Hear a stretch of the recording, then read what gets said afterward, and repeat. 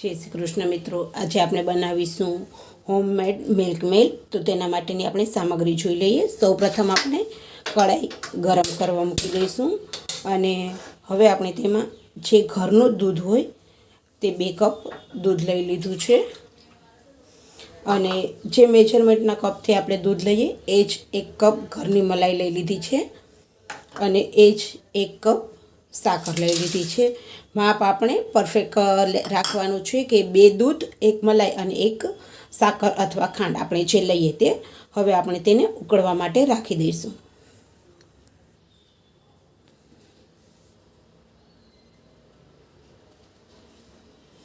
જો આવી રીતે સરસ ઉકળે છે અને આને ધીમા તાપે જ આપણે ઉકળવા દઈશું ઘટ થાય ત્યાં સુધી।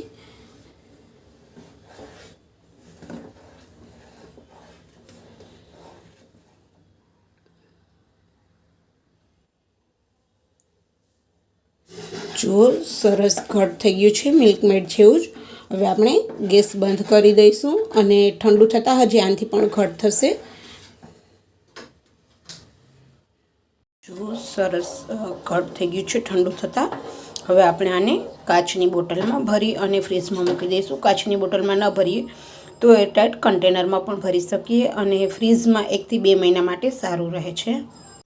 મિલ્ક મેડ ઠંડુ થઈ ગયું છે તો આપણે તેને કાચના કન્ટેનરમાં ભરી લીધું છે અને ઢાંકી અને ફ્રીજમાં મૂકી દઈશું।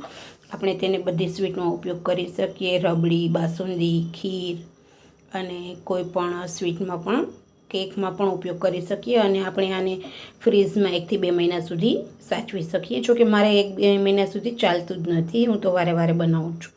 તમે પણ બનાવજો અને કહેજો કે કેવું લાગ્યું, એકવાર કોમેન્ટમાં જરૂરથી જણાવજો।